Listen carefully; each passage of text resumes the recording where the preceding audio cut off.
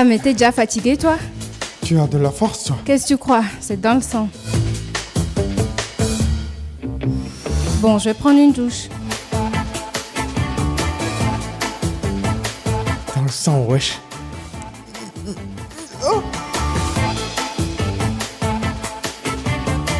L'eau minérale naturelle Voltic apporte tous ses bienfaits à toute la famille.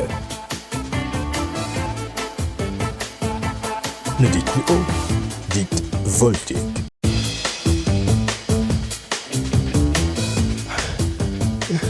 Ah, mais t'es déjà fatigué, toi? Tu as de la force, toi. Qu'est-ce que tu crois? C'est dans le sang. Bon, je vais prendre une douche. Dans le sang, wesh.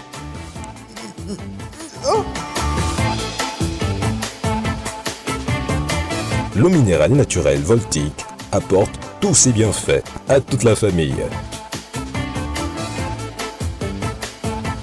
Ne dites plus eau, dites Voltic.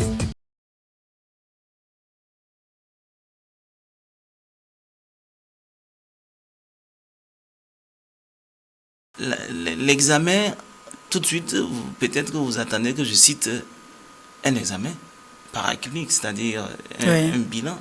Mais il peut être... C'est au cas par cas. Au cas par cas, oui. Ça peut être tout simple, de venir se faire écouter. Le médecin, en vous écoutant, peut se rendre compte que c'est parce que vous avez des rapports au moment où il ne faut pas avoir des rapports en espérant tomber enceinte. C'est de se rendre compte que monsieur est toujours en voyage et que vos chances de tomber enceinte sont diminuées par le fait qu'il soit absent. Donc dans ce cas, on peut imaginer que les rapports sexuels ne sont pas faits en nombre et on va dire au moment où il faut le faire. C'est de se rendre compte que peut-être cette femme n'a pas assez de glaire, vous voyez un peu. Donc ça peut simplement être un examen clinique. On vous examine, on pose des questions, on se rend compte. Avant de Tout simplement. Oui, avant de passer aux examens plus compliqués, qui sont, par exemple, une échographie, pour voir si la femme a des ovaires. Pour voir si elle a des ovaires. Oui, ah ben, il se peut que non. Il y a des femmes qui n'ont pas d'ovaires, mais en ce moment, elle n'a pas aussi des règles. Oui, et il y a des femmes qui n'ont pas de règles et qui estiment qu'elles doivent pouvoir quand même tomber enceinte. C'est tout à fait légitime.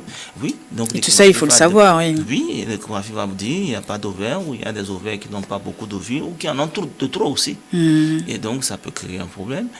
Après l'échographie, chez une femme, on va checker, on va dire, les trompes. On va voir si les trompes sont bouchées ou pas. Et on fait cette radio que les femmes aiment bien. Qu'elles redoutent.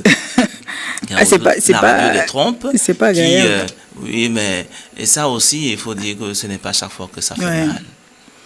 Je parle en faisant un clin d'œil aux amis radiologues en disant donc lorsque c'est fait calmement, doucement, expliqué, avec donc tout ce qu'il faut pour une femme, la douceur. Voilà, détendre, hein.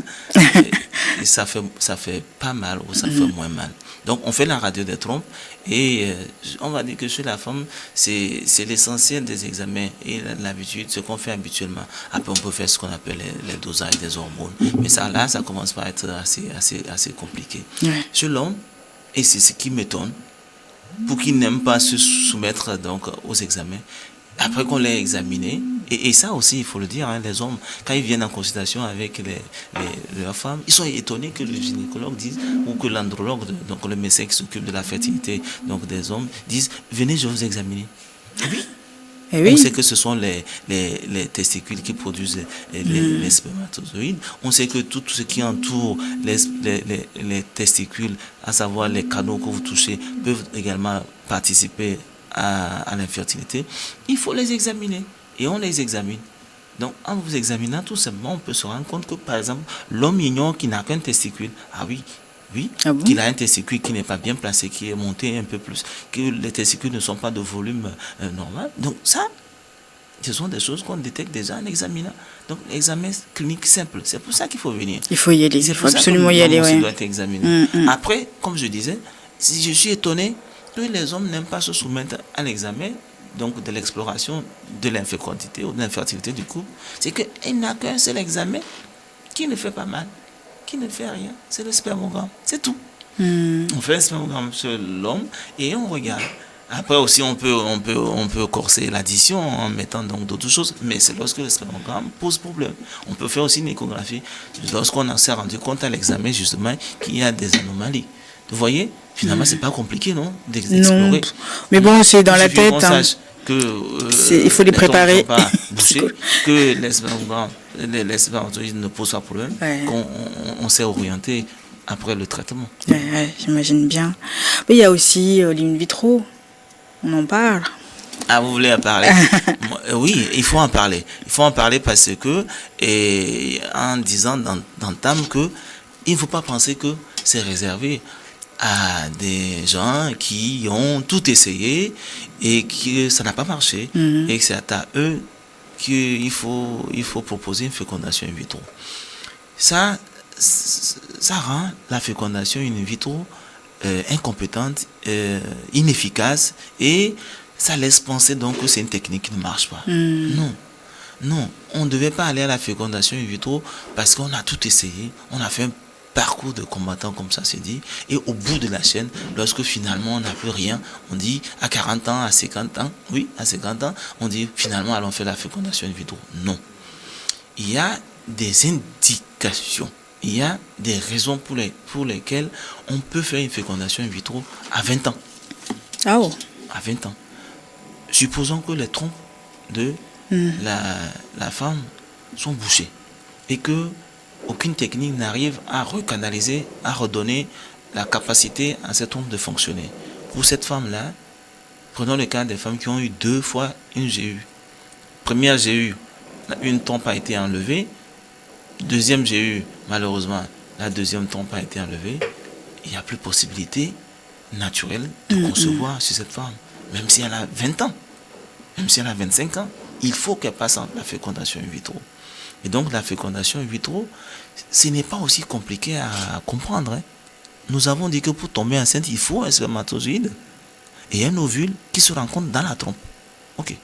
Pour une raison quelconque, lorsque cette rencontre n'arrive pas à se produire naturellement, parce que comme on l'a dit, une trompe est bouchée, ou les 2 trompes sont bouchées, ou parce que les spermatozoïdes ne sont pas assez nombreux ou ne sont pas assez mobiles pour arriver au lieu de la fécondation qui est donc dans la trompe, on s'est rendu compte que il suffit de reproduire donc la rencontre au laboratoire, la fécondation peut avoir lieu. C'est tout. Donc on fait en sorte qu'un spermatozoïde et un ovule se rencontrent au laboratoire. Donc on prend les ovules de la femme, on prend les spermatozoïdes de l'homme, on les met ensemble et puis on les replace quand la fécondation est liée. C'est ça la fécondation in vitro. Et vous voyez, c'est donc au début que cela se passe au laboratoire. Après, tranquillement. Tout se passe naturellement. Ouais. Donc quand une femme a une grossesse issue de la fécondation in vitro, on ne se rend pas compte. C'est une grossesse aussi naturelle que les autres. Et donc, après, c'est surveillé, non? Il y a quand même une surveillance. Non, il ne faut pas en faire une particularité. Okay. La grossesse, du moment où elle commence par évoluer, elle prend le cours naturel des choses. Okay. Donc la fécondation in vitro est destinée à des couples qui ont des raisons d'y aller, quel que soit l'âge.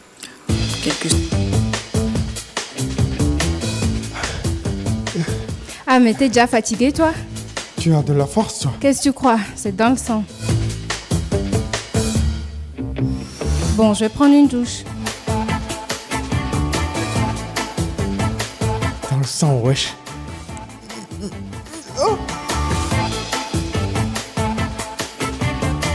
L'eau minérale naturelle Voltic apporte tous ses bienfaits à toute la famille.